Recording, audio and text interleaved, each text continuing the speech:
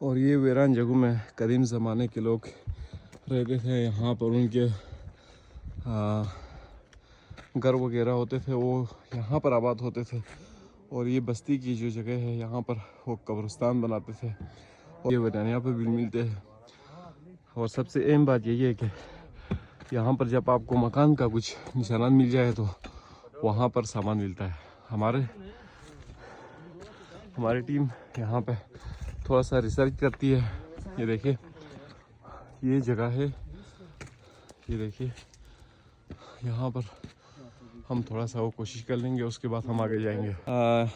ये नज़ारा दारेल का है नाजरीन। और इस वक्त हम दारेल जो आबादी से एक पहाड़ी के ऊपर आ रहे हैं। ये देखिए काफ़ी हमने सफ़र किया है और आगे भी हमारी टीम जा रही है। हम आगे जाके काम करेंगे। ये देखिए ये सारे कदीम ज़माने के लोग यहाँ पर रहते थे।